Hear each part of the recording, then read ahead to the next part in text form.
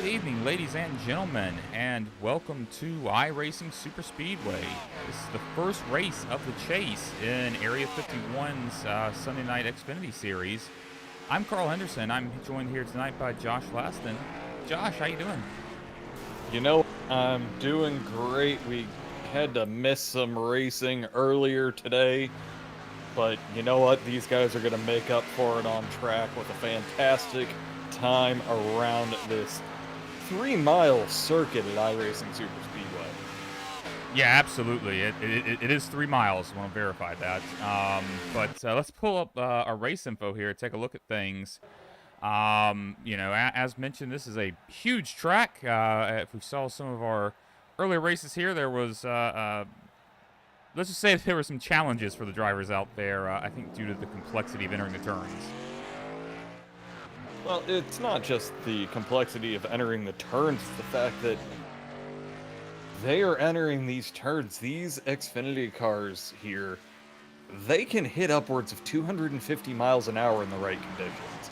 The trucks, the cup cars, you're getting closer to 200, 210, maybe 220.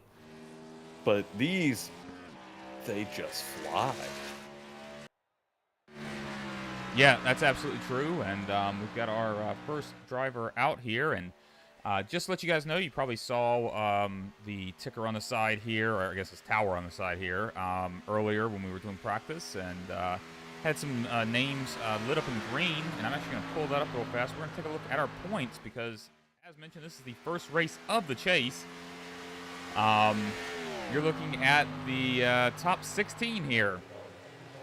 Dean, Wilkinson, and up are all eligible. Points have been reset.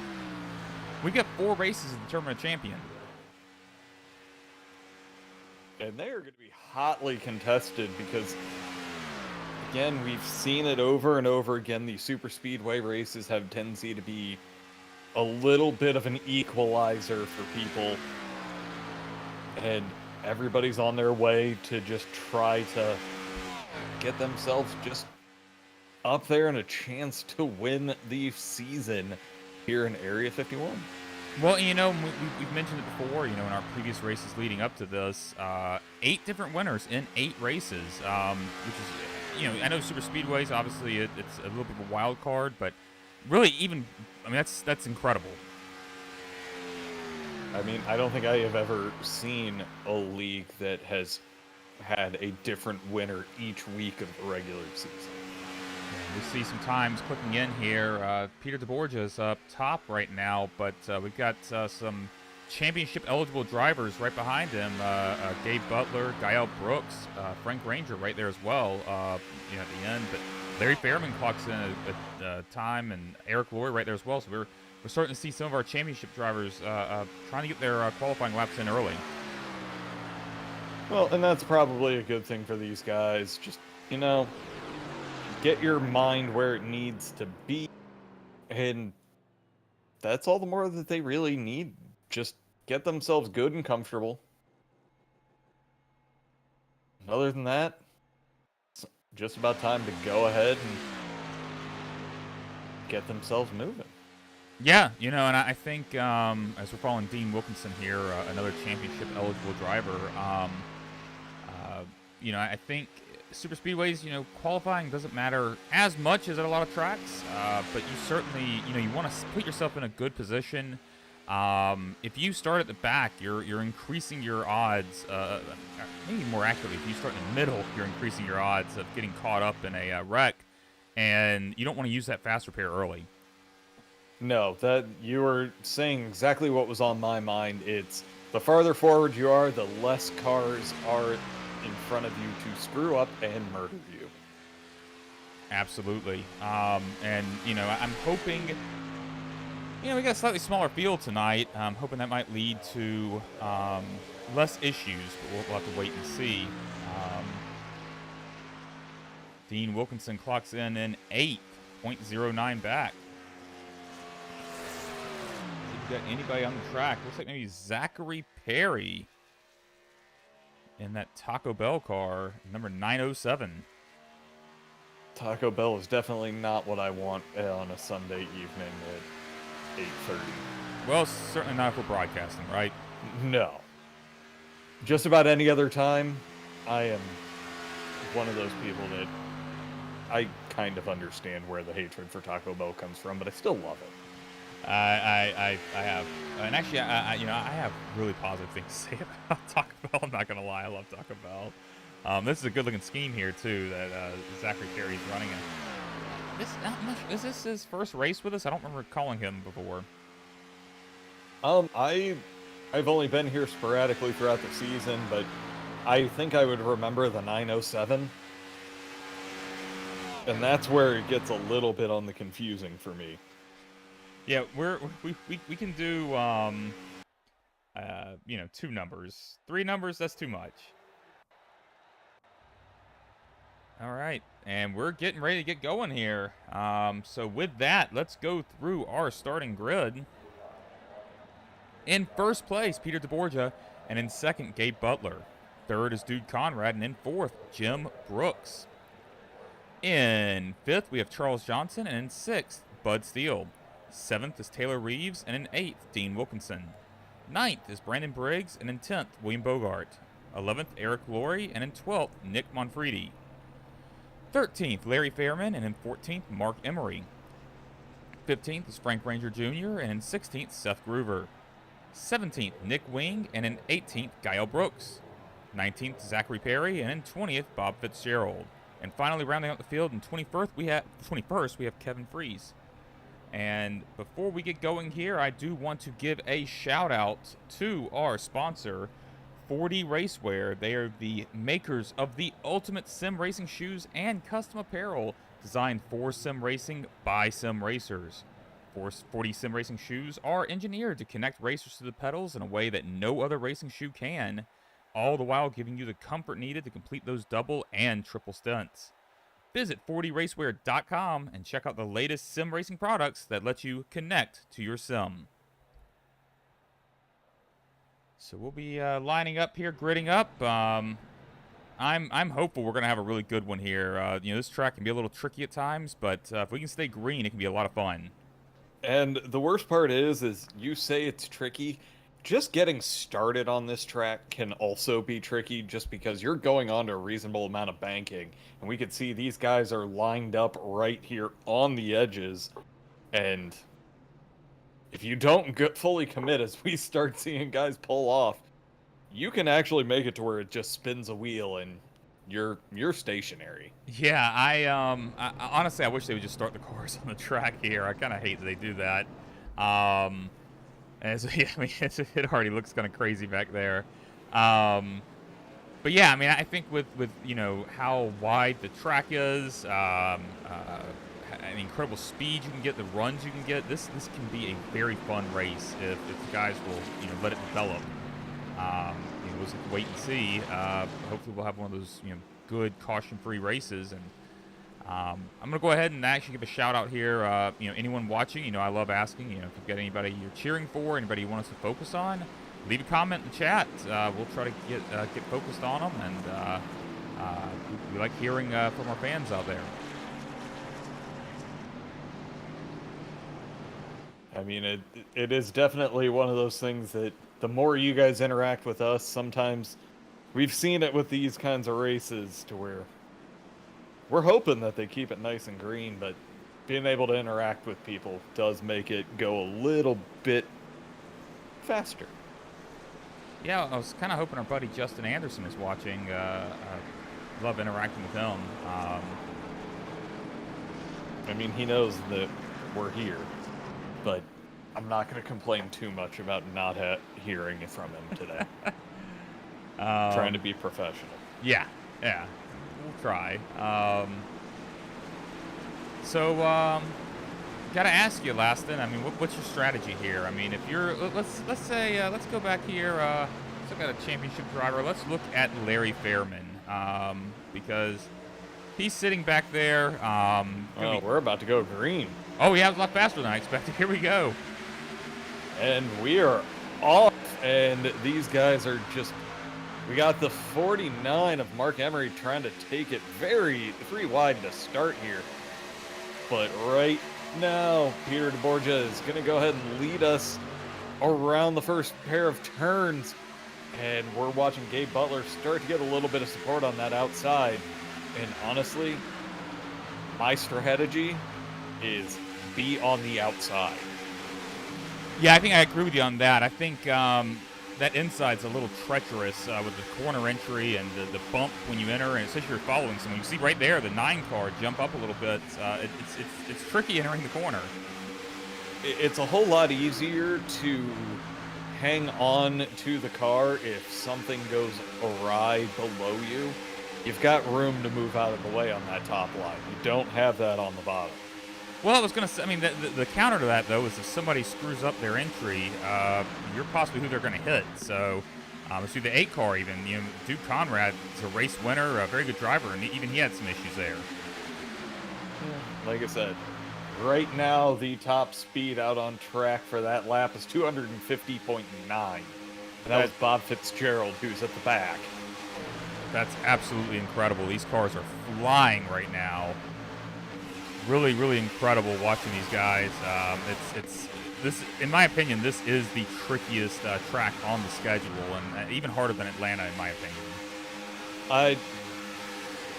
I will only disagree with you because I've always liked this track. Go back to the old school NASCAR days. This is one of those fun things that just, it was there. Atlanta, you gotta keep everybody nice and tight, and we talk about people coming up and causing chaos in these corners. Atlanta, there's less space. Yeah, absolutely. I mean, there's at least space here to recover from a mistake, but man, it is just so treacherous when you're following somebody on that. And I'm going to talk about that a lot. Is that corner entry? It on the bottom line, following behind someone, you don't know exactly when it's going to start. You can't see anything. And actually, we're going to take a look here. Let's look at the 55. Dean Wilkinson. Go to his. Actually, going to go to his cockpit camera to look from his perspective. I mean, it's difficult to see the start of the corner when you're directly behind someone, and the closer you get to them, the harder it gets. And we have caution. Oh.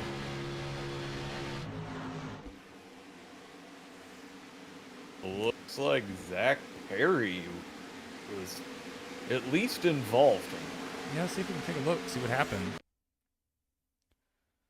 So we see that Taco Bell car there. I'm thinking it probably wasn't caused by him. He may have gotten collected by it, but we'll see.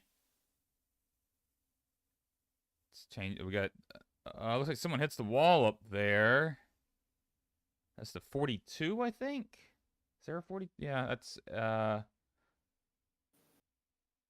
Yeah, it's Taylor Reeves that hit the wall, and the 40 gets into the 17. And comes down. Yeah, he's just the one that gets collected the worst. And whew. Yeah, that's just wrong place, wrong time.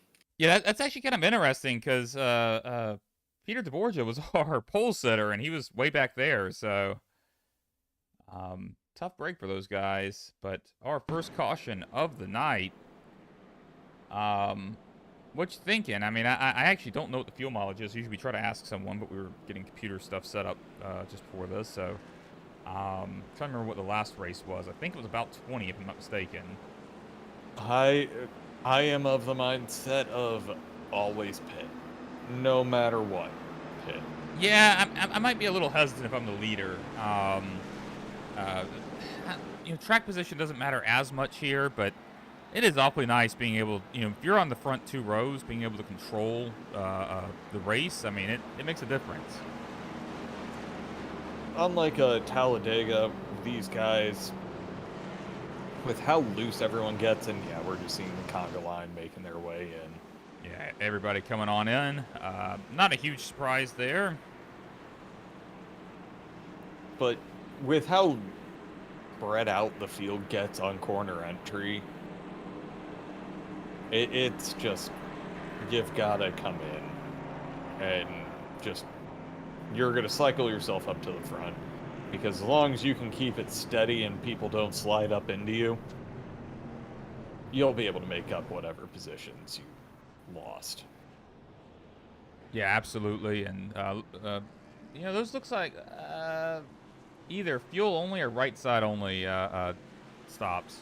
Definitely not I'm four gonna tires. say it's all gonna be fuel only. There's no reason to stop for tires at this point. Yeah, there are definitely some guys who have almost certainly stopped for tires. Fifth on back looks like they stopped for tires. Bob Fitzgerald, he looks like he did fuel only, but that also gained him quite a few positions. He had 12 spots. And then there's quite a few people that did 4 tires. Yeah, and I mean, honestly, if you're gonna take tires at a super speedway, I think this is the one to do it. Just because, again, I'm gonna bring it up again. That corner entry, like it can wear on your tires a little bit. Well, and the constant sawing that these guys are doing, trying to keep themselves up and out of other people. Yeah, tires are going to make a huge difference. Yeah, it's one of those things like a lot of tracks, if you don't change your tires, you're losing speed, and that's not happening here. But what older tires do at a track like this is it limits your maneuverability, makes it where it's a little bit harder to make the moves you want to make. And also, specifically at this track, if you try to make too big of a correction, you can actually see the rear tires just give up in the corner, and you'll see a back end slide around. Don't ask me how I know that. Got a few guys coming back in here. I'm going to guess just topping off. Could be penalties, I suppose, but likely just topping off. I think we have one of the admins ended up with a penalty because I was hearing it over the radio. Oh, well, that's... Which admin? Was it Gael? Of course it was Gael. I wouldn't call it out if it was anyone else. Gael, how are you going to get a speeding penalty when it's a caution pit stop? I do believe the exact comment was, I forgot the speed limit was 65. Well, hey, I just want to point out we've got someone out there, Lonnie Carley, who's saying, "Go Jason Bogart, you ain't first, you're last." So we'll actually, where is he? He shows up as William Bogart here. Oh, there we go. Yeah. Just coming off pit road, that 32 car. Currently in 17th. He has dropped some spots. He's down 7, but that's nothing at a track like this. You're going to move around quite a bit. And he was one of those people that decided, you know what, let's go ahead and get that extra top off right there, and you know what, just keep it going. Yeah, why not? Why not come in and top off? You never know, it might pay off. Especially, this track, look, out of the tracks we run, this isn't like Atlanta or something entering pit road, but, certainly can be a little tricky at times as the lights on the pace car are off. Pace car pulls in. Gabe Butler leading the field to green. The green flag is out. Oh, that little bit of a bobble there on the 49 scares me every time. Yeah, I thought that was about to be a wreck right on the start, but we're good. No, we're just putting the power down on these cars. That's what happens. Yeah, no doubt. These cars have some torque on them. Huge run there by the 55 there. He backs off. I was going to say, the outside line, that 10 followed right up by the 071. And just getting the amazing run on the outside, trying to get around Gabe Butler, who has no support, but that outside line's got 4 cars. Oh. The 071 drops down in front of his teammate. That'll be the support he needs.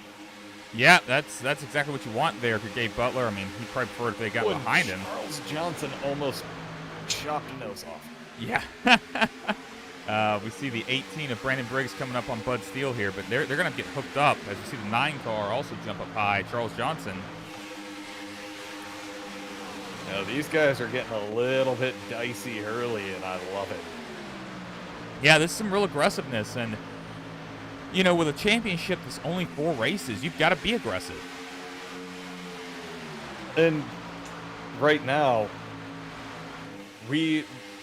for lack of a better term, the unfortunate nature is iRacing Superspeedway has a tendency to be problematic. Is the best way for me to put this. Yeah, no, I mean, you're right. I mean, we've seen the 2 previous races here, especially the first one, first race of the season. I mean, there were a lot of issues, a lot of cautions. You know, I'm hopeful that, you know, the incident we had earlier is going to be the only one we have tonight. But with as aggressive as these guys are, I think we might see at least one more.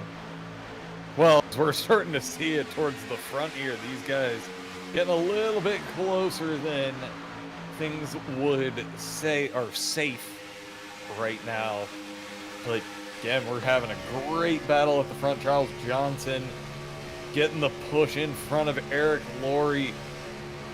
And you know what? That outside line is forming up wonderfully. I just think Charles Johnson, as we have a wreck out. And there is yellow. Every time I go in car, we get a wreck. That was, it looks like Kevin Freeze. Yeah, he was at least involved. Let's see if we can see what happened. Kevin Freeze there in that 25 car. Not far from the lead pack. Let's see.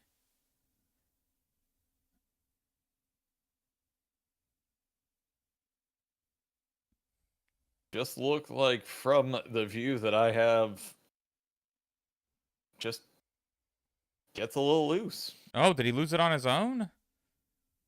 I don't know if it was solo. I just saw him go up just a little bit. Oh, hold on. 49 comes up. 49 hit him. I'm wondering if that was a little bit of netcode. Yeah, that was tight. You know, it didn't, because Kevin Freese didn't react immediately, but man, look at that job keeping off the 29 off the wall. He's gonna hit the wall a little bit, I think. That's just a little. That's back end. Front end's what you got to keep clean here. Yeah, that is a beautiful job there, right, Mr. Kevin Freese. That was beautiful. Well, it's not saying that it's going to survive that run down back onto the apron.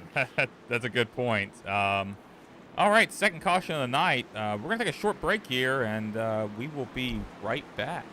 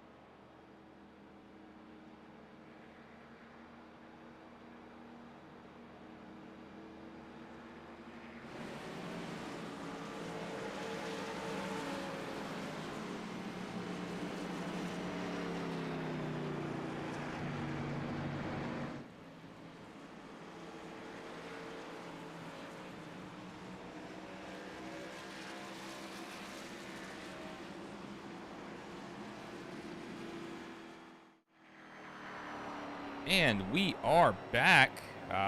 Just saw some pit stops happen there, but your top 3 stayed out.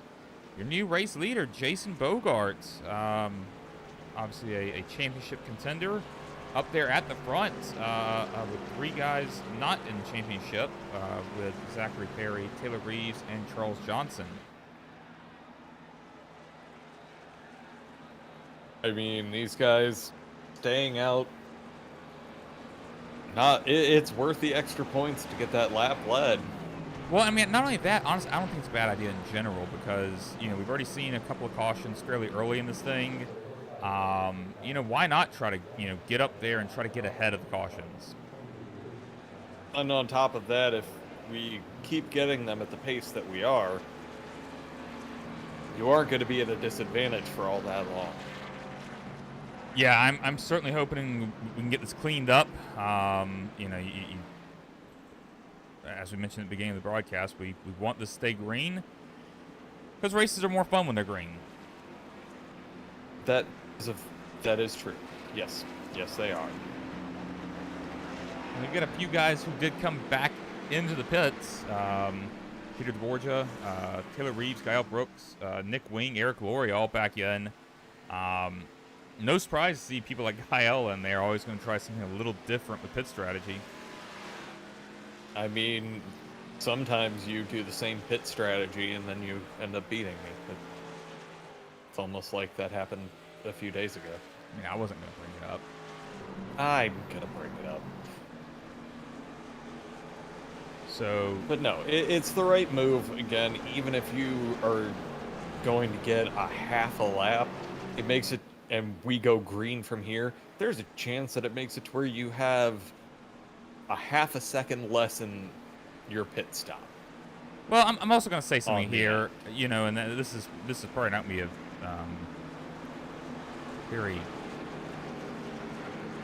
trying to think of a way to say it. So, ultimately, what happens here in the first, let's say 55 laps or so, doesn't really matter as long as you survive. You have to survive. And as long as you stay with the lead. Yes, yeah. It's easy to survive if you just drop back and lose the leaders. And honestly, in this race, the way the caution's gone, that might not be a bad idea as where pace car pulls off. We're getting ready to go green here with Jason Bogart leading the field. And green flag is out. And Jason gets a great jump. He's got Charles Johnson right there on his rear. We've seen him push a few people to glory at this point, but he's going to go ahead and pop out and go for his own glory. Yeah, the way the leaders now are kind of stretched out, a little thin, I'd be a little concerned if I were them. This is kind of setting up for a third line. We already see it happening there. Dude Conrad, they might be trying to form up and just, plow past these guys. And that's exactly what they're trying to do. And we were going to go 3 wide. We're going to go be 3 wide going into turn 3. And this could be a little spicy. Wow, that was a they great keep move. It nice and tidy. Yeah, that was a great move by Dude Conrad there. Did hang out his teammate the 88 Gabe Butler a little bit. But hey, Gabe's not worried about it. He's got a hell of a push from the 55 Dean Wilkinson. Yeah, these guys, they're not going to have any kind of issues. They know that they have the right people around them. Now, Gabe Butler out front, his teammates going to go ahead and try to push that 55 up to the front.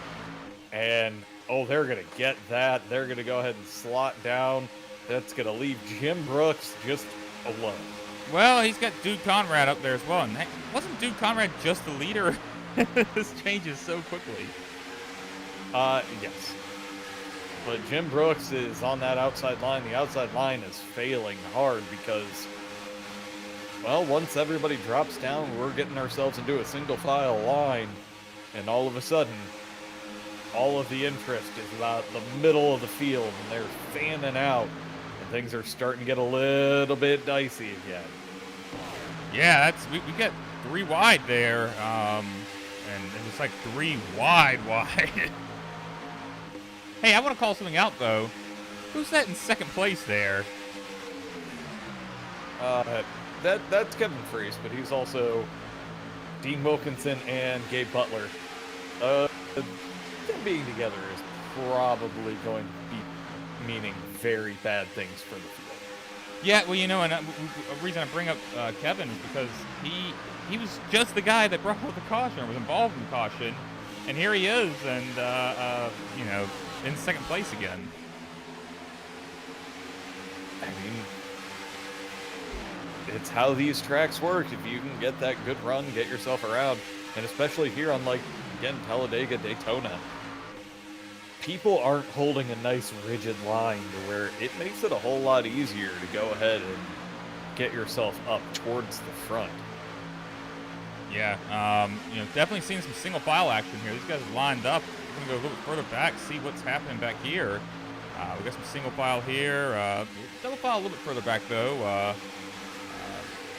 Yeah, but not a whole lot. I mean, for the most part, guys are seeming that they're trying to calm down a little bit and take it a little bit easier.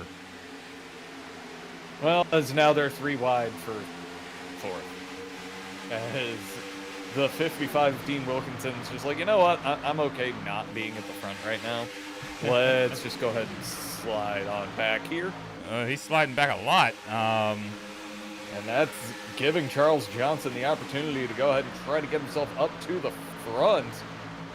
But he does not have help. He slotted out of 3rd to see if maybe there was a little bit of help he could get. But it's coming, but very slowly. Yeah, that outside line, though, might be able to make something work, because that inside line is kind of falling apart. Well, yeah, that's what happens when they lose a car. But they're keeping it tidy. And Jim Brooks started to look like he was going to fall to the back, but now he's making his way back up to the front. That outside line is starting to gain a lot of momentum. And the question is are they going to slowly just kind of move down to that low line? Well, we see Charles And Johnson it seems did. like, well, one did. Oh, he's back up, though. And the 10 is looking to try to... he was trying to control the lines, and now he's going to control nothing. Yeah, that was maybe not the best decision on his part. I've been in that position before, though. You know, and honestly, you know, something I think is really interesting. You know, we see the 2 boot knocker guys up front. If we have green flag stops, obviously we've seen it over and over and over again. They are just dominant on green flag pit stops. You know, the entire team. Honestly, if I'm anyone in the field, we got 3 wide. If I'm anyone in the field, I'm doing everything I can to make sure that I'm keeping those teammates apart. It's nothing against them. You can't let them just run away with races. Oh, little contact there. Good. The 55 and the 071.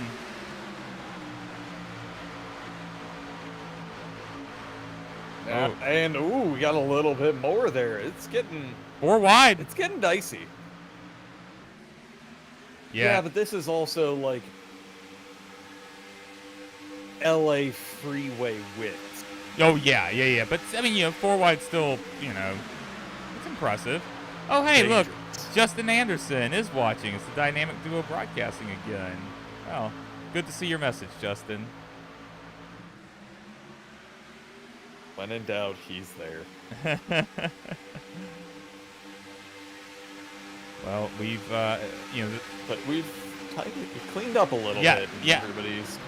We are definitely forming a clean line on that inside, and then I say that, and Charles Johnson's like, no. May have done that just a hair too early, though, as he really doesn't have any help there. You know, I feel like that's a move, you know, the move he just did there, you could possibly pull that off in the next gens, you know, get a huge run and then, you know, do a little side drafting, but the side draft isn't nearly as effective in these cars as it is with the next gens. No, but these cars hold on to the runs a little bit better than the next gens do. They do. You're not wrong about that. And, you know, and obviously he didn't really lose anything by doing that. And here he goes again. He's going to try it again. It's honestly... This time. You know, he's not going to find what... He's going to have some help this time, though. And I think that's exactly what he was waiting for, is that he could pop out with one of those runs and then, you know, suck someone up behind him and, you know, be able to make it work. And now he's going to go ahead and drop down, leave Jim Brooks there out to dry. Well, Jim's still got some help as well, so it wouldn't surprise me to see Charles jump back out here in just a second. Although, nope, that's not what you want to do. Oh, he clears, though. He did clear, okay. That angle. No, but that pair that are behind him, you've got Jim Brooks, Bud Steele. Those guys, they're in a chat together. I've run around Bud. Just,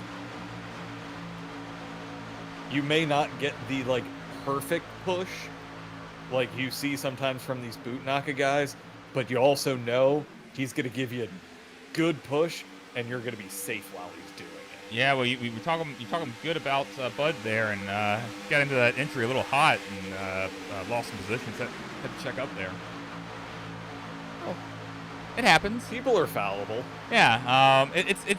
I'm gonna reiterate. This track, it looks easy. This track's not easy. You drive hard here, and you know. Oh, we see the 49 there. Look, it's starting to get a little loose, but still able to control it. These guys, we're seeing a lot of really good racing at this point. But what we have to keep in mind, we've got 2 people that didn't go in on that last pit, to where they were 5 and 6 for their pit laps. Certainly it was under a bit of caution, but they're coming up to some seriously light tanks right now. Yeah, you have to think they'd be looking to come soon and probably hoping for a caution at this point. But we'll wait and see. See what happens here. Jason Boggart and looks like Zachary Perry. Both of those guys didn't come in. Yeah, and you know what I mean. So they've got to be starting to think about it. Yeah, you know, and it's scary because you know, on an intermediate track or something, like if you oh, here he comes. Or no, he's I think they were on the backstretch. He just lost it, I guess. Not quite sure what happened there. He looked stable and dropped down to the line. Wonder if he ran out of gas. He looks like he's hanging on. I think he just may have just lost it. Okay. Had a bit of an issue. Well, that certainly happens. We'll go back up front here as Charles Johnson's your leader with Dean Wilkinson behind him. Jim Brooks, Bud Steele there, and we got the 11 car of Larry Fairman there by himself trying to say, hey, look at me.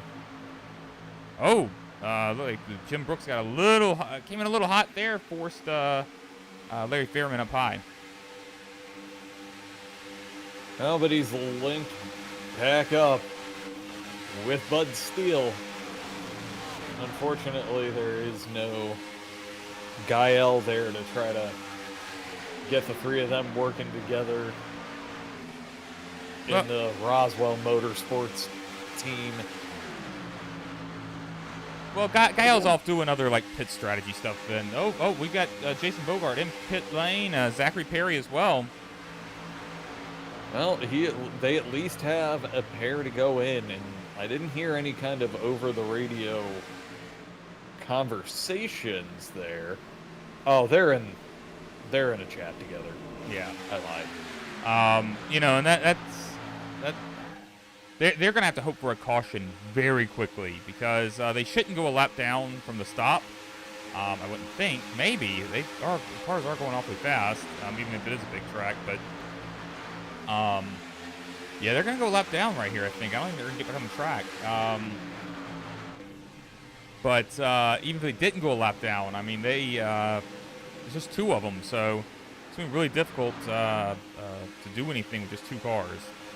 On the bright side, they are staying together to where at least they aren't going to be painfully slow on their own.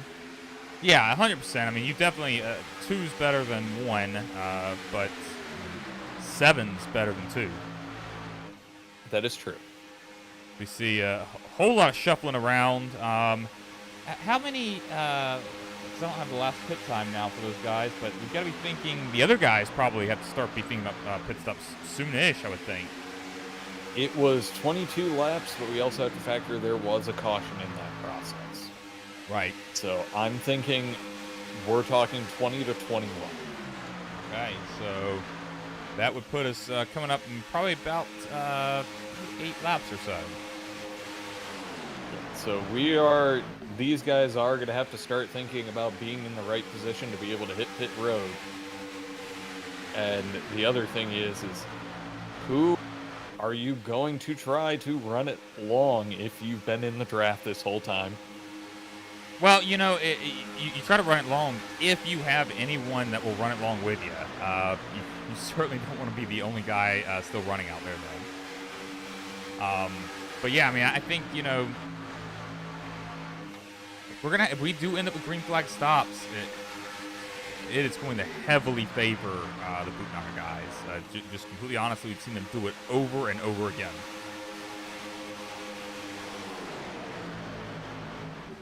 As we see a little bit of fanning out there towards the back, to where these guys were pretty much single file. It's not now. Yeah, you gotta be real careful with that, though. The last thing you want to do is get up high and get held hostage. Not be able to come down to the pits when everyone else does, and then next thing you know, you're out there by yourself with nobody to run with. That's just. As long as you're able to keep yourselves in, and we have the next pair that have come in, and that's a hard hit. That's locking it up, trying to get yourself into the pits safely, but yeah, honestly, this is like a deceptively difficult pit road entry because it looks like this is one of the worst. It looks like it's all straight and you don't have to do any turning, but it's like first of all getting down off the apron is a little or off the track's a little tricky. But then on top of it, it is actually a little bit shorter than you would expect because you think you can drive it in really hard, and the next thing you know, it's right there in front of you. Yeah, you're barely out of the turn before you're slamming on the brakes to get it down to speed. And that's why we're seeing so many people have issues here. Dean Wilkinson, I feel like very decent chance he was speeding entering because he had those things locked up. This is what we're going to be seeing. And I'm actually willing to put money on if there is going to be a caution, it is going to be from that pit entry. Yeah, as we're getting the call, the leaders are coming in this time around. Well, we'll go ahead and get focused on them and see if we can see what their entries are going to be like. Gabe Butler and the 18 has some issues. 18 into the wall. And as long as he got down to speed, that's all that matters. Yeah, I mean, might have to use his fast repair as hard as he hit the wall, but this is what I'm interested in right here. I'm a little surprised to see Eric Laurie didn't come in with those guys. He's currently our leader. It's going to make it to where we've got a few other people, and literally everybody else that has not pit is on their way in right now. Yeah. Here we go. Oh, Eric Laurie with some issues, but looks like he's all right. They're all locking him up now. There's all kinds of lockups there. And that's why I wanted to stay green. That's good times right there. Well, what do you know? Who's our leader? Kyle Brooks out there by himself.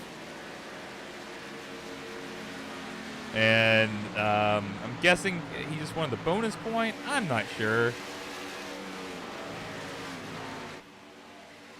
But hopefully he'll be able to, after he pits, be able to catch the tail end of that field and not be in too much trouble.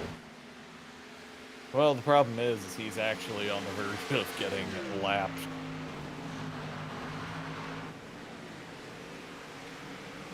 As he also locks it up because let's lock it up again. Yeah, whenever you see someone locking it up past the cones, you've got to be asking, were you down the speed? I'm not so sure. Oh, it says we've got a crash. Caution's out. And he was already in. That is gonna... Oh, looks like... Jim Brooks. That's gonna change some complexity here. Let's see what happened here with Jim. Coming out of pit road. Pit exit. Coming out here behind Bud Steele.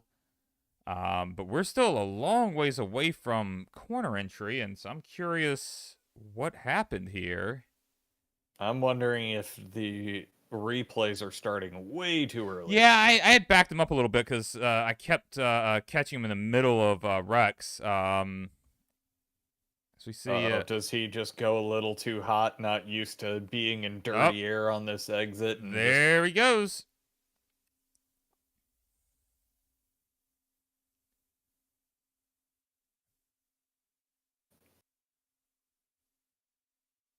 And yeah, there's an awful lot of smoke, and the problem is the second he goes past... Hold on, don't go away from him. Let's see what happens, because it sounds like somebody came around after. There we go. Oh. It's the fact that he was turned around Yep. and somebody came through after him. Huh. All right. Well.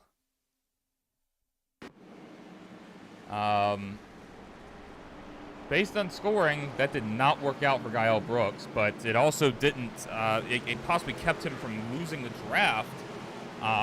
So got his bonus point and still in the mix. Well, and to make it even better for him, Taylor Reeves is the only person that... Oh no, he was showing a lap down for just a second.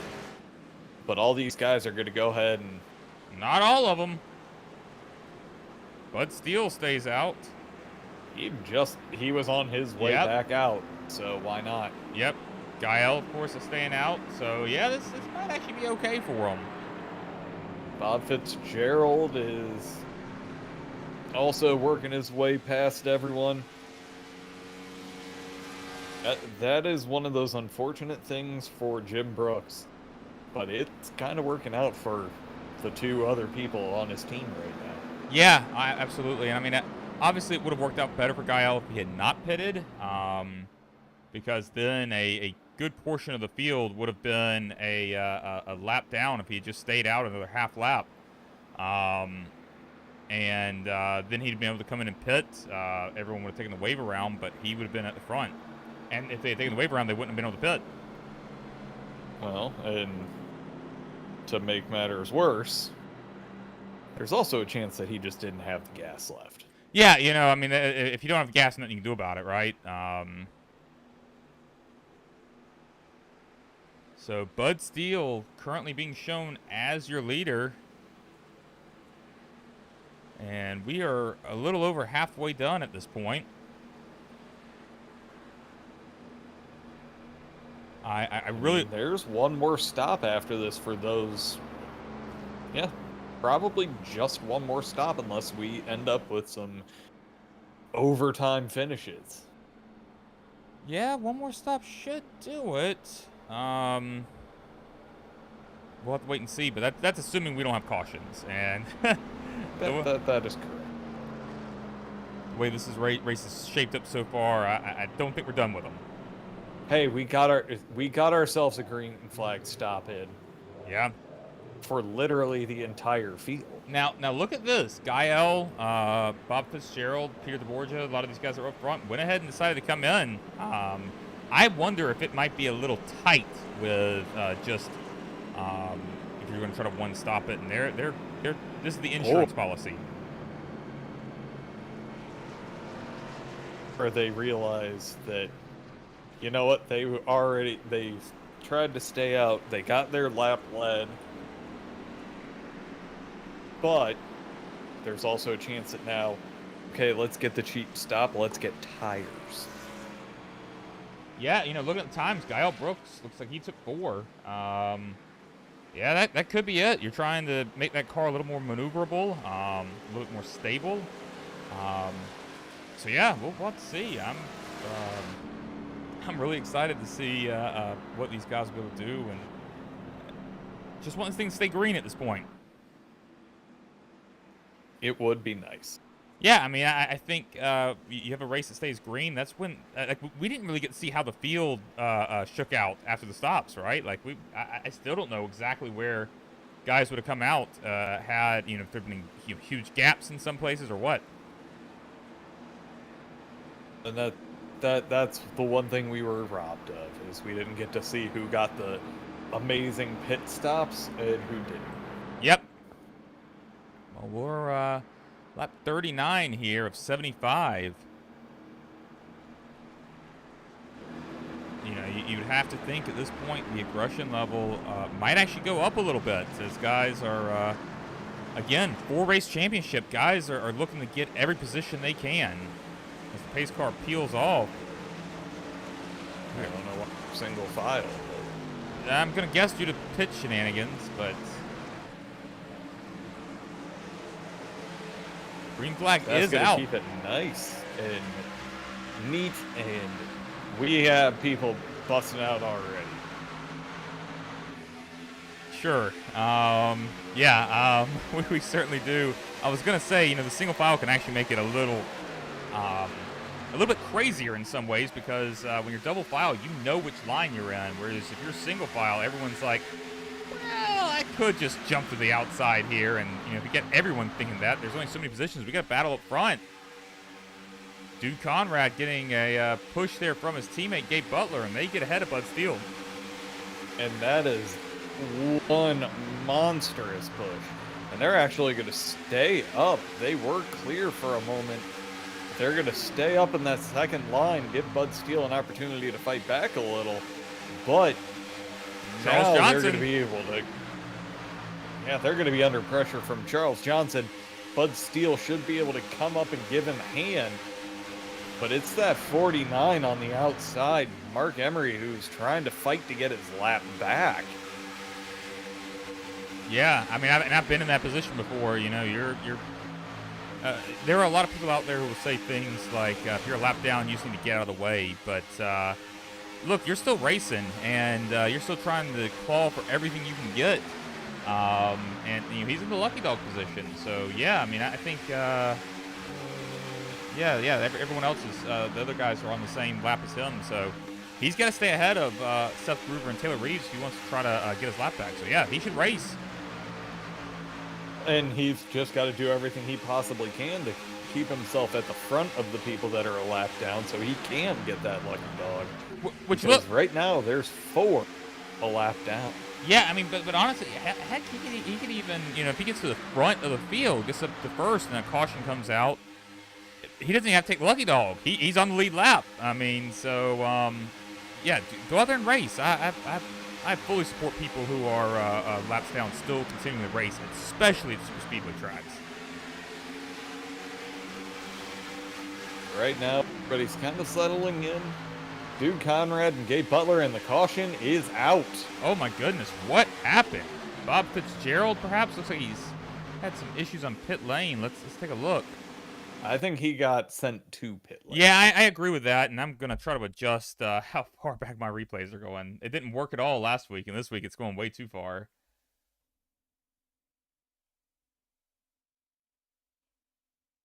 I'll let you talk through this as I'm adjusting it. I mean, it just looks as though he's in the right place at the wrong time. Because, yeah, I'm not really seeing much of anything.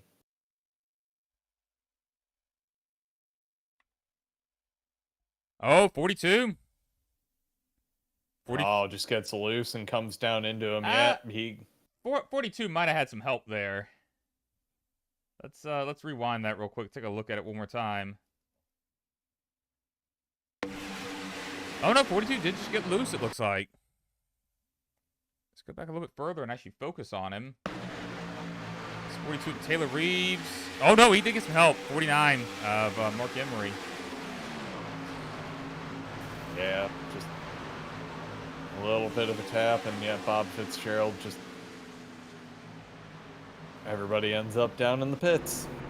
Yeah, I was just talking about how guys should continue to race when they're a lap down, and we have that happen. So, yeah, that's how it goes sometimes, though.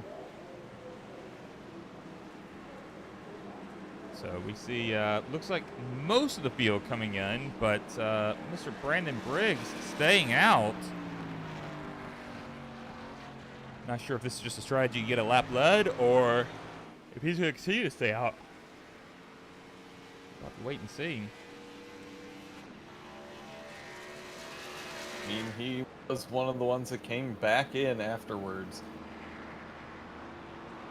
And the unfortunate part is that's going to make it to where, like, Seth Groover, Mark Emery, they are not going to be able to get the wave around because of that. Oh, yeah, that's a good point. But that's racing. As we saw, a heck of a battle there between teammates on the exit pit road. Gabe Butler, Dude Conrad were clipping into each other and, able to, it looks like Gabe Butler got the edge, but I sure thought Dude Conrad had it. It was one of those things that just I hate pit road with a passion. We've covered this a few times. Well, hey, we've got a couple more people out there cheering. Oh, go ahead. I'm sorry. Oh, no. Go right ahead. I was going to say we got a couple more people out there cheering for Mr. Jason Bogart, Julie Carley and Raylan Carley, both cheering for him. I'm curious, Laston, do you ever have anyone cheering for you in your races, or does everyone want to see you wreck? You know better than anyone. It was rhetorical. No one ever cheers. It was rhetorical. I'm just teasing. But seriously, if anyone wants, if anyone wants to tune in Thursday nights and cheer Laston on, he'd appreciate it. So we see teammates. You don't want to cheer me on because it's ugly. We see teammates here: Dude Conrad, Gabe Butler, Kevin Priest. Looks like a team decision there coming in pit. A whole bunch of them. I mean, there's a whole bunch of other guys as well, but looks like the boot knocker guys definitely decided together to come in.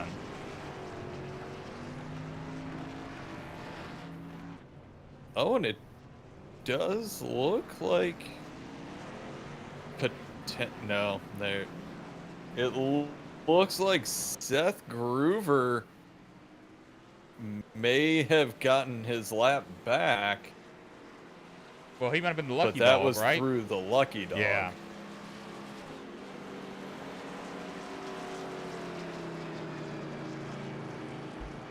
Well, we are at lap 45. 30 to go still. A whole lot of racing left. As our leader, Brandon Briggs. Lights on the pace car are off. I'm ready to get going here. I mean, this is... The unfortunate part of this track is the caution laps go on forever. They sure do. Because I don't know if you heard about this, but this is a 3-mile track.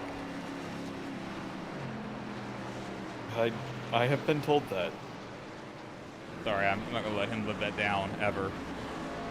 You should not.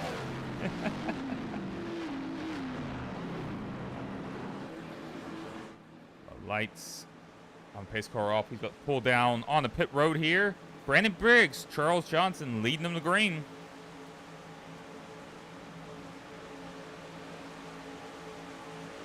And green flag is out. Pretty uneventful start there. So far. So far. Yeah, it looks like everyone's fairly content to just, you know, sort of chill. But what we'll have to see is we see the 10-18 get a pretty big gap there, which you do not want that at a super speedway. It gives people opportunities. Now all of a sudden it's like everyone heard us talking, and now everyone's moving around like crazy. Again, we're back at that point that there's only really one other possibility for these guys as we see Charles Johnson just about tried to shove a truck or a car where there was not room for a car. I mean, honestly, though, and I mean, I was about to say, you know, if you're fighting for a championship, Charles Johnson isn't fighting for a championship, but, you know, he's still going to go for it. I mean, you know, you want to go out and try to get a win if you can. There's a difference. There's a difference in some people's mindset to where there's some people that it's just I'm not involved in the championship, I'm not going to ruin anybody's race. And then there's the people that say, I'm not involved in the championship, which means every moment is just going for that singular glory.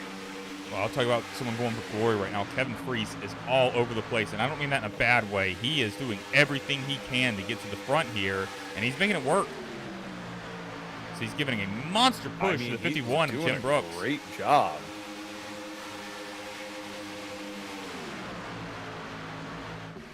But these guys, we're seeing the little bit of a drop the second that those guys went and drop themselves down. Yeah. Yeah, honestly, it looks like everybody's kind of calmed down a little bit. But every time I say that, and just because I'm feeling like a masochist right now, I'm going to go to our in-car camera, and that probably means a caution's about to come out. We're in car here with Charles Johnson. I just want you guys to see what's happening up here with the leaders. I mean, it's not all that much, really. It's just, well, not in the straightaways. There's a bumper. Yeah, well, you can see there what I've said about the entry, though. I mean, it's tricky, and if you watch the hands on the wheel on that far left as they enter the corner, we'll actually switch over here to the cockpit camera because I think that'll give you a better idea. But well, of course, that's not going to work now, so we're going to switch over to Kevin Freeze. I want you to watch his hands as he enters. I mean, he's actually pretty smooth, all things considered. I look like I'm trying to saw down a tree when I'm entering the corners here. But even the exit, I mean, you don't typically have to do that much wheel movement on the exit of the corner on a Superspeedway, but at this track you do. And it is what makes this so difficult, is we're starting to see everybody start to fan out in the back. It's difficult to hold that line like you are used to seeing on the Superspeedway. Well, Gael Brooks there almost hold on to that. Yeah.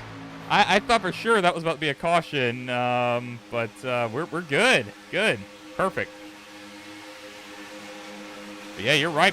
You know a lot about Gael just rolling up on you. Yeah, I know all about it. Taking people out. And we're in the car here with Eric Laurie, looking at a beat-up rear end in the 907. He's been involved in a few different things tonight.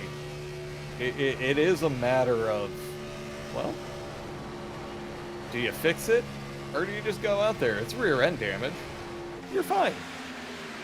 Yeah, I mean, if you can, generally speaking, if your car can still maintain speed, you want to try to save your fast repair. Assuming he still has a fast repair, you want to try to save it in case you get into a situation where your car can't be repaired. And we've seen a few of those kinds of moments tonight, in that, somebody just slides up into you. Yeah, but these guys are trying to keep it nice and calm right now. Well, especially if you're a championship driver, the last thing you want to have happen is have a DNF. If you end up in a situation where you don't finish this race, you finish in last place, that could cement it for you. It'd be very difficult to come back from in just a period of 4 races when you have 16 drivers involved in the championship. But all of these guys are doing everything they possibly can. We see guys staying out when it may not be the most advisable to get that bonus point for a lap leg. I'm pretty sure a reasonable number of these guys are going to be coming in with a relatively clean car to where they're going to have the 0x bonuses. And trust me, I realize that commentator's curse probably just screwed just every single one of them. Yeah, you're about to have a wreck at the front of the field, take everyone out. But yeah, no, I'm right there with you. I think you'll see some bonus points, but I'm going to make a bold pick and say that anyone who finishes this race outside of the top 8 will not win the championship. I just with a number of races. So I really think if you don't have to win this race if you want to win a championship. But I think a top 8 is what you really got to be looking for. And that is true, because it will be difficult, especially with how we've seen some of these guys are just clockwork when it comes to their finishes. But as we get ourselves 3 wide, and these guys are starting to get ratchet up this aggression, yeah, I would say that 8th and lower, yeah, you're probably right. Yeah, and honestly, these guys, you're talking about the aggression ratcheting up, these guys are seeing that lap counter up there, and they're seeing it tick down. They're seeing it get lower and lower. Those opportunities are starting to disappear to make a move. Now, Matt Muffduff out there saying that rumor is Gael Brooks has tires that are staggered special and matched perfectly, and he can pass on the outside. I also heard that his crew chief was eating ice cream. That last part was added on by me. Yeah, Kyle Brooks, though, is making it work outside. Way outside. I mean, that's where it's banked the most, so you can carry the most speed. Honestly, I thought he was about to pull a Ross Chastain, and I was going to tell him it wasn't going to work here. But it's also illegal. We just had some contact there a little further back in the field. The 907. He was apologized to. The 11 came down, and the spotter said clear, and that's one of those unfortunate things that when you're racing on the internet, that milliseconds worth of lag makes it to where your spotter says it's clear, but there's a car there. Yeah, it can change in a hurry, really before you know what's happened. And I'm somewhat surprised. We're under 20 laps here. Yeah. I'm surprised these guys aren't thinking, you know what? We're coming up to the fuel window. Let's go ahead and get our pit stop done. Well, there's probably some fear that a caution's going to come out. So, I have a feeling you might see the Bootnaga guys coming first. We'll see. But if I'm anybody out there, I'm everything I'm doing, I'm basing it on Bootnaga strategy. I'm either going to already coming into it deciding that I'm going to do exactly what they're going to do, or I'm going to do the exact opposite. I'm tying myself to them. I don't even have a number in mind. I'm either doing the opposite of them or I'm doing the exact same. And honestly, I'm probably thinking the exact same because it seems to always work out for them. Well, and we just got our first call to where our leader of Dude Conrad's going to make his way in, which probably means the rest of the Bootnaga guys are coming with him. And Dude Conrad got close to that wall. And Eric Laurie looked like he was going to come down and then ultimately didn't. Wow. I think he was just seeing that there was no room and abandoned to avoid the tires. Yeah, honestly, sometimes it is better to come in when other people aren't. Like, you don't want to come in by yourself, but sometimes it's better to come in with a smaller group so that you aren't getting in a situation where you're having to, brake at a different point or, whatever. We've got a lot of guys sitting on pit road. That says I sped. Yeah, that's actually very interesting. As we see a whole bunch of other coming in. I missed that. Oh, we got a car into the wall. Ooh.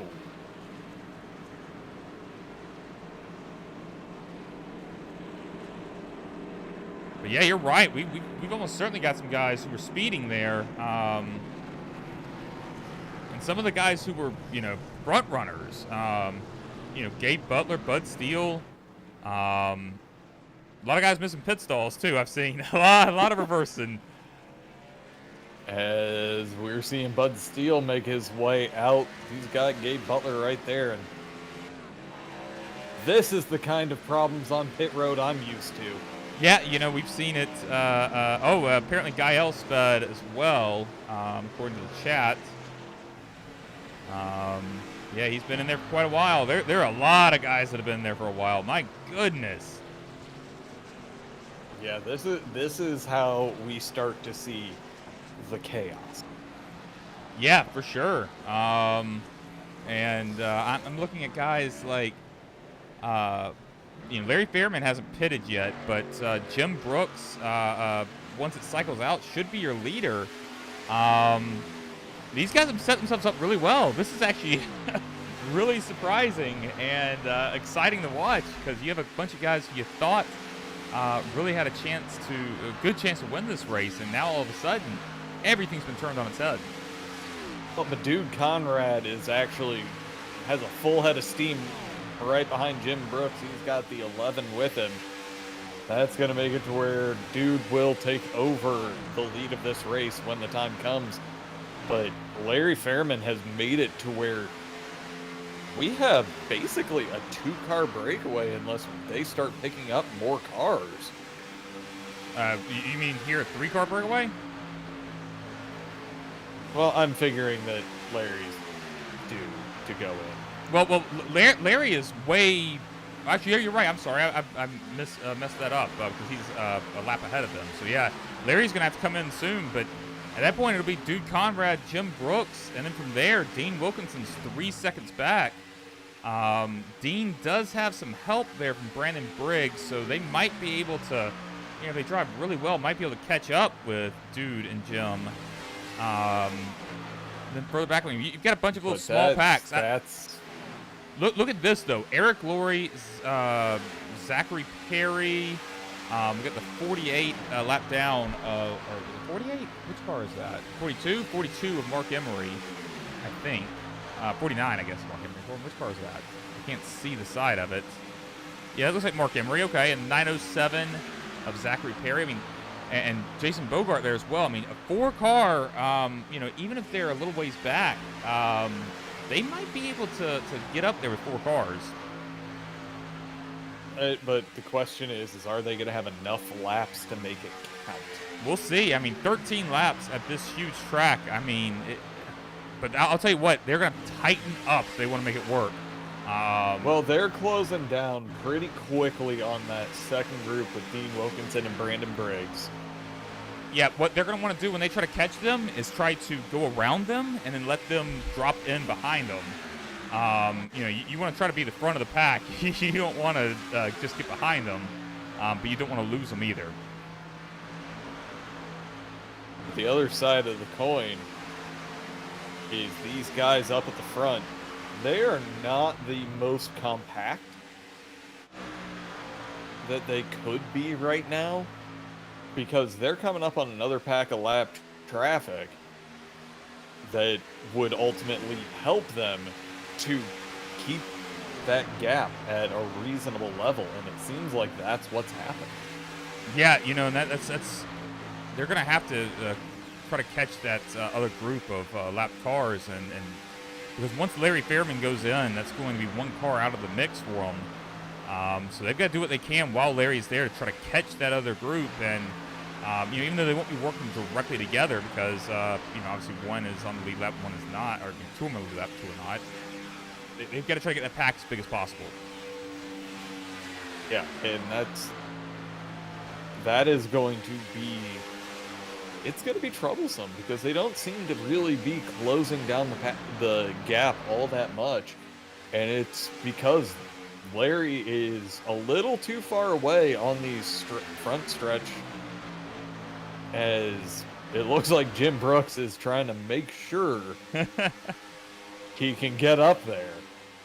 But he also has to be a little more respectful because he's ultimately not pushing the front car.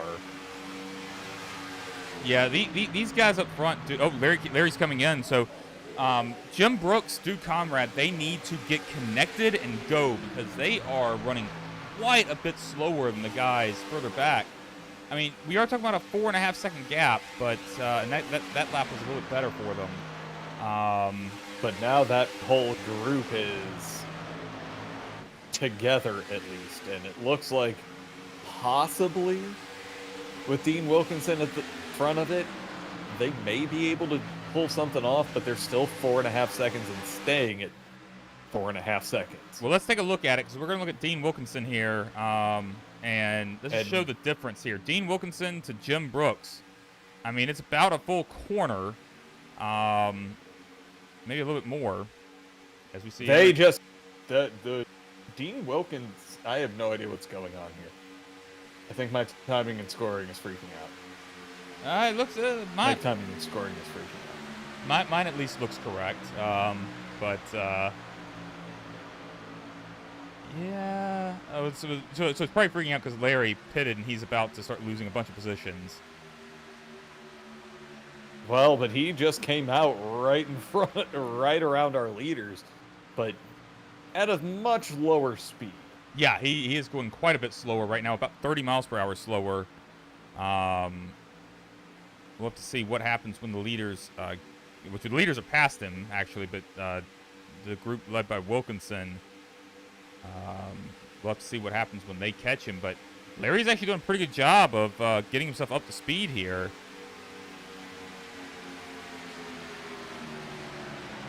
But the question is he's got this other group behind them, and it looks like they're forming up a little bit better.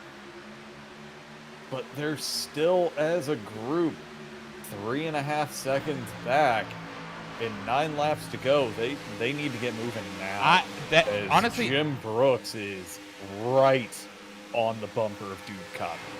I mean, honestly, they shaved almost off to the point where it's like they shaved off about a second in a little over a lap. So, I mean, at that pace, they will catch them. And all they need to do, they don't need to, you know, they're narrowing this gap down so quickly. They're going to catch them. They're going to catch them.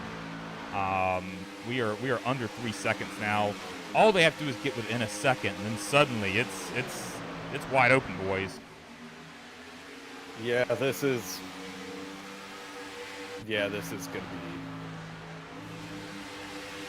be. They're trying to form up over the radio, get everything where they need to be, but I think at this point it's too little, too late. Yeah, I think you know, if when Larry Fairman was up there with them, I think if they could have tightened up a little bit and really pushed on each other, I think they would have had a chance of keeping these guys down.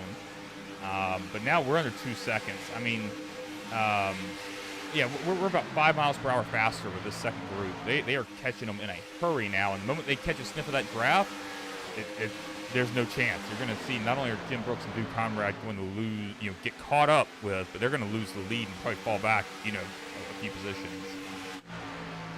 Well, and they are probably giving them a sniff of the draft right now, and probably by the time they are out of 2, or yep. 4, they're going to be there. Yep, we had almost a 10 mile per hour difference entering the corner there, so we are at about a second. It's getting really close, and yeah, we're right there now, right at a second. So they've got that draft. We're gonna start seeing them. Oh yeah, they are much faster now. Probably about 12 miles per hour faster entering the corner. Yeah, this is gonna be ugly.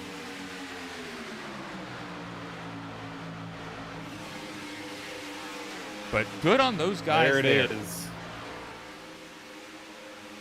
Sorry, I was listening to radio banter, but these guys are coming in a hurry. They're going to just sling themselves around that outside, and it's going to change the dynamics of this race. We're going to cross the line. There's going to be 5 laps to go, and the race is back on. Yeah, now what Duke Conrad and Jim Brooks need to do is get tucked in.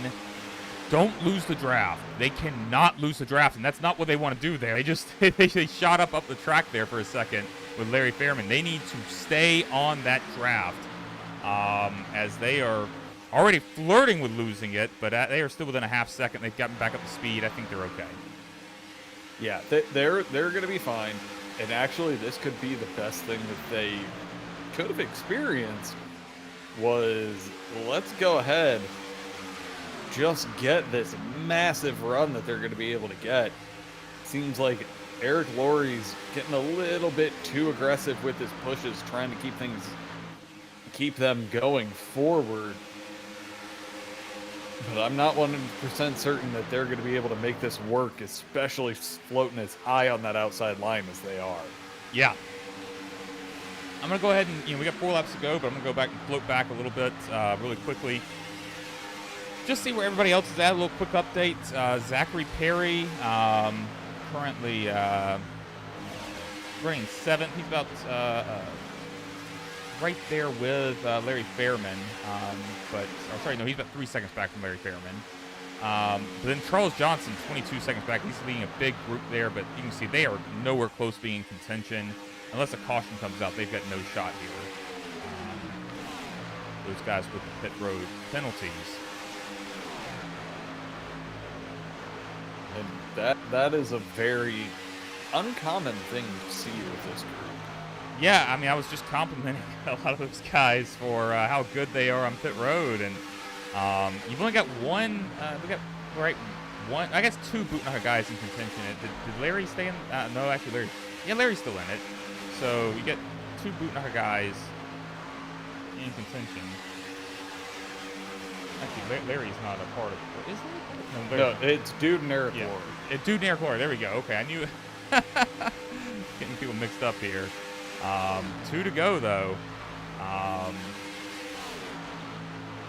Let's see what these guys are going to do. So I'm trying to find a good camera. They're all trying to switch to the static camera. I'm going to go to the blimp so we can keep an eye on the drivers. Dude Conrad currently sitting up front, but Jim Brooks, man, he is thinking about it. Looking to give that push, and those two work together for so long. It's sometimes you feel like it's the brotherhoods that you make in war. Yeah, and and honestly, I mean, I'm looking at Brandon Briggs, Jim Brooks. They haven't gotten a win this season, so we could have a 9th different winner as the white flag is out. Dude Conrad, though, trying to be the first repeat winner. But Jim Brooks saying not so fast. He's got a push there from Dean Wilkinson on that inside. Jim Brooks clearly gets ahead. Dude Conrad there is going to have to get a good run as he gets a heck of a bump from the 18. But that's exactly what they're trying to do. They're trying to get themselves set up, get the runs where they can. But the bunched up nature that they have right now, Dude Conrad's got a teammate right behind him. It's all going to come down to who's going to get the good push. And Jim Brooks, he is going to go ahead and get the win. And we have the 9th winner. Wow. 9 races. What a finish. Jim Brooks, man, that is crazy. Go back further in the field. Let's take a look here. See if we can see some battles. Not much going on there. Kevin Freeze, his group.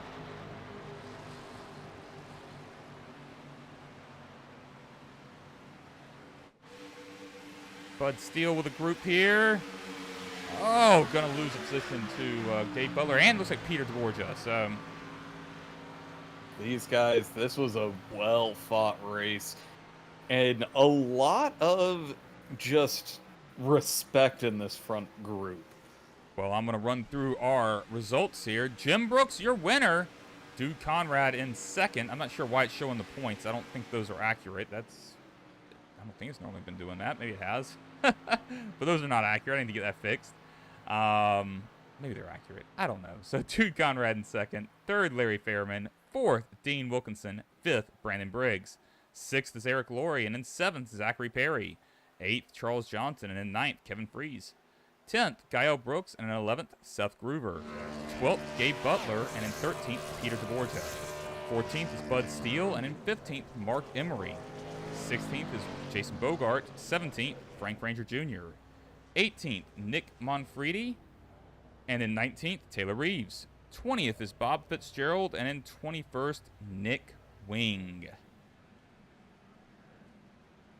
So, why don't we go ahead and pull up our third place finisher, Larry Fairman. The question is... Oh, is he not in a channel? Larry, no. No, Larry is not. Okay, well, I guess let's go ahead and pull up Mr. Dude Conrad.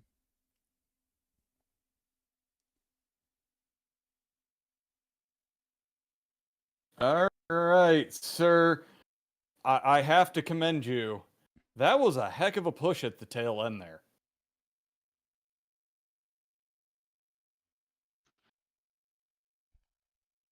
Hey, dude, do we have a copy? We do. What's going on, Buzz?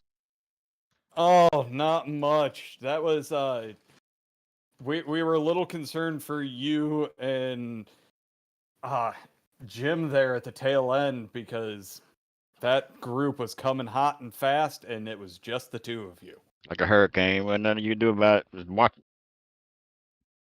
But again, that was a great push to get Jim up there, and a great finish from you too. Yeah. Congratulations, Jim. That's awesome to see that. We had a teammate there, Eric. To line up at the end, and the way this track and the draft model is, it's just crazy. You got to take what you can get and it's hard to manufacture a win.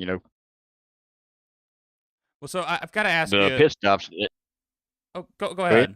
No, you go ahead.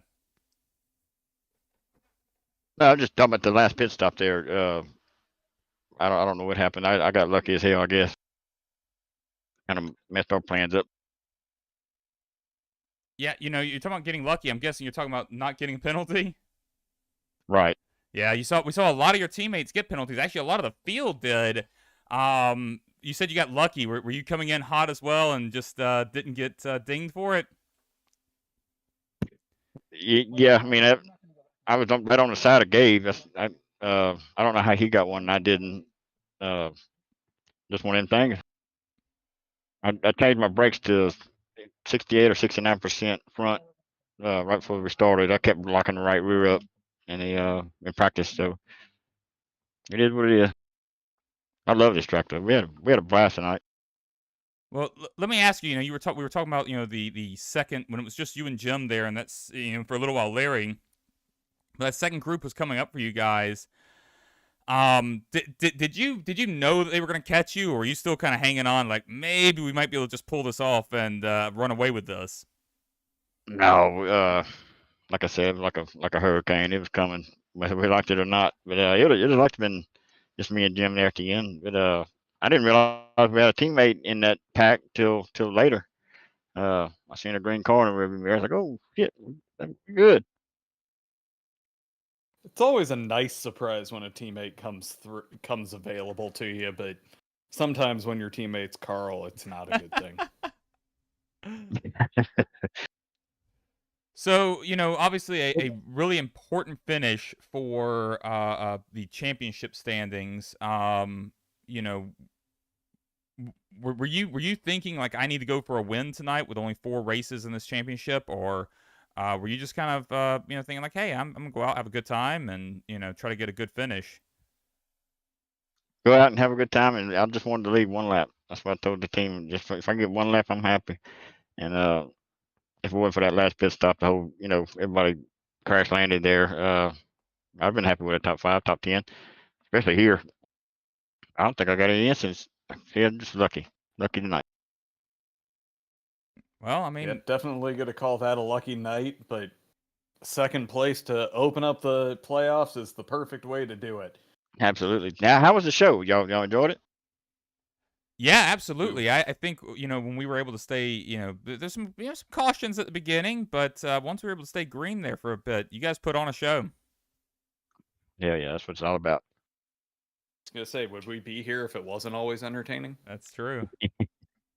Y'all do a hell of a job, guys. I want to thank y'all too. Yeah, well, on that note, anybody else you want to give any shout outs to? Just the team. I feel really lucky to still be racing with these guys after all these years. Been really busy at work. Don't get to run with them all the leagues, but this one here is the most important one to me. I love Air 51. Can't wait to see where it goes after this season. I love the short season too. It adds a lot of excitement to it. Uh, just thanks to the team. Thanks to you guys. Thanks to Gail and hi, Mom. Oh, and Sebastian too. Hi, Sebastian. All right, we'll go ahead and put you back down with your team. Good finish for you, and thanks for talking with us.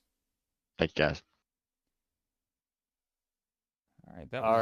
right, we do have Larry. All right, let's pull up Larry then. All right, Larry, do you have a copy? I do. Can you hear me? Oh, we've gotcha. It was looking like it may have been a little bit rough after you had to pit after running quite a few laps with Dude and Jim, but you managed to latch onto that second pack and get yourself up here for a third place finish tonight. Well, yeah, and that was all luck at the end, I think. They left me some room because I was in sixth till we crossed the finish line. Yeah, It was a fun race, though. I've got to ask you. We were, you stayed out quite a bit longer than the rest of the crew, and when you came out of the pits, I thought for sure they were going to blast past you, and that didn't happen. Why do you think that is? I mean, do you just have a really good pit exit, or because it feels like you got up to speed very quickly? No, I just got lucky. I got out there and there was another slow car in front of me, so I just managed to get in with him and ran a few laps. I got Oh, you. that was after I come out of the pits. Yeah. Yeah. I'm sure I just caught that guy for a while and ran with him. That kind of kept me out front for a little bit till they caught me. Yeah, I mean, No, you it was a great run yeah. the whole night. So yeah, that was one. That was one of my better nights for a change. So when you're out there, you're driving. Obviously, you're in the championship picture. What are you thinking about that at all, or is it just just focused on the race? No, I was thinking about it. That's why I kind of stayed around near the back at the start. I didn't want to get in any wrecks if I could help it. That is definitely the right way to go about it sometimes, and Well, as long especially as you can here. stay, yeah, as long as you can stay in the draft, you stand a pretty good chance, right? It's just once you get out of it, you're kind of in trouble. Well, I tell you, after I've only been on a wheel for maybe 3, 4 weeks now. I raced with an Xbox controller for the last 10, 12 years. oh wow. I tried that once, and it was a disaster. I Well, commend you for that. Yeah. well, I did. A lot of leagues didn't like me racing because it didn't look very good for them, right? Because it was from the in-car view, it was always twitching, right? The Yeah. wheel was always twitching because you were always moving. But I didn't. I probably caused more crashes with this thing than I did with the controller. Oh, you're just getting used to it. Yep. So as we mentioned, great finish tonight. Any shout outs you'd like to give before we let you go? Just for the Brooks boys for letting me come in and race with them. It's a fun crew to be with. It certainly It is. definitely is. Everybody just does their thing, and I mean, when wrecks happen, but everybody gets along. That's all it has. It's racing. I wish more people had that mentality, but yes, it is pretty much that way with this group. Yeah. Yes, yeah, they're a good crew. Yep. All right. Well, Anyhow, we'll let you go. Thanks for talking with us, and maybe we'll get to talk to you again next week. well, I hope I can stay up near the front. Thanks a lot, and have a good night. All right. That was Larry Fairman. So, hey, how about we pull up our winner now?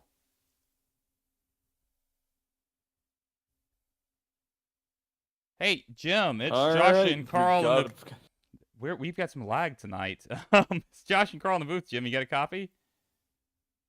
I do, guys. Hey, man, that heck of a finish. 9th winner in 9 races. How you feeling right now? I'm pretty happy with that. Yeah. Things were getting a little bit scary from our point of view when you guys were a 2-car tandem trying to keep that pack off you. What was going through your mind as they were catching you?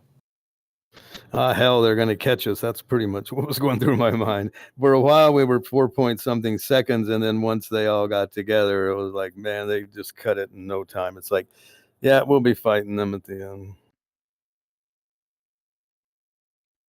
Yeah, so Too much fighting, really. It was a little. It was very respectful, which is not normally what you see in super speedways in that situation. No, it was pretty impressive, to be honest. And like Dean, I don't know. I guess he decided he was going to help somebody out because he was leading, and then he went up to the third lane and dropped in the back. And it's like, I figured he had some ulterior motive, and I guess it was to push somebody. And once he got behind me, it's like either he's passing me and I'm in big trouble, or I got a chance. So, I've been asking everyone about the championship. tonight, and obviously getting a win tonight's a huge boost to your championship chances. How do you approach the next few weeks, since it's such a short chase period? With just 4 races, you got 3 races to go. How are you approaching the next 3 races? Try to survive and hope that people speed in the pits again, so there's less people to fight it out with. Yeah, I wasn't gonna say that was a lucky break, but in all honesty, it's not something you see here, and reaping the benefits. It was a good stop from you, not so good for everybody else. No, I noticed in practice that it was really, really hard at full speed in the draft to come off the corner and try to dive right in and slow down. I was having no luck. So that's why I didn't pit when everybody did that last time. I was like, I'm going to go one more and hope there'll be less people so I can be a little slower and easier at it. And that ended up working for me, but then I lost all the drafting help I could have had because they sped. But luckily the leaders got to me pretty quick, and then we were able to sort of hang on there. Yeah, I did want to ask about pit entry because we've raced here twice this season. This is the 3rd time, and I felt I don't remember seeing this many speeding penalties. Was there anything different about tonight? I don't know if it was track temperature or what. Did it feel different entering pit road than it did the previous 2 times? Yeah, something was up. You could not slow down. I mean, the problem with these cars is that the tires lock up really easily. So as soon as you break them loose, that's it. You're losing all your braking, and there isn't enough time to do it slowly unless you come in off the corner a little bit. So I kind of let off a little bit at the very end of the corner and got on them real quick, but tried not to lock them up. And that was, I think, our only green flag stop, and luckily it worked. No, it's great to see you get a win. It's been a long time coming, just with the consistency and you just have the ability to also stay out of the problems, to where it's been a while. I've been waiting for this. Yeah, me too. I stay out of trouble here and there, but I usually just hang out in the back. But with this track, you got to be careful because you'll get dropped. And it was just a matter of I just tried to do what the race would give me, and I led a little bit in the middle, and then but Dean's. If it wasn't for Dean, I would have finished 5th probably, because he decided he was going to run with me, and I really appreciate that. And that was he's the reason I won. There's no ifs, ands, or buts. All right. Well, before we let you go, do you have any shout outs you'd like to give before we end the night? For sure, Dean and Gael gave me some little pointers and stuff there at the end too over the Discord radio. So, and then you guys for covering, doing the broadcasting. Appreciate that a ton. It's always great to have you guys doing it. Yeah, absolutely. I certainly enjoy doing it. I think Josh is okay doing it as well, right, Josh? I mean, like I told Gael, anything that you guys would be paying me for this, I want thrown back into the league because I run with it every other series that you guys have going on, and it's a great place to drive. It's a great group to be around, and you know what? It's all for the betterment of the competition. Hey, we do appreciate it, and appreciate you guys doing it for sure. All right. Well, we'll let you go. Thanks for talking with us, Jim. Maybe talk to you again next week. Yeah, hopefully. All right. Have a good one. Thanks. Well, okay. There we go. That will wrap us up for the evening. One last time, I'd like to give a shout out to our sponsor, 40 Racewear. They are the makers of the ultimate sim racing shoes and custom apparel designed for sim racing by sim racers. 40 sim racing shoes are engineered to connect racers to the pedals in a way that no other racing shoe can, all the while giving you the comfort needed to complete those double and triple stunts. Visit 40racewear.com and check out the latest sim racing products that let you connect to your sim. All right. Well, on behalf of myself, Josh Lassen here with me in the booth, and the entire Green White Checker crew, I want to say good night and thank you for watching.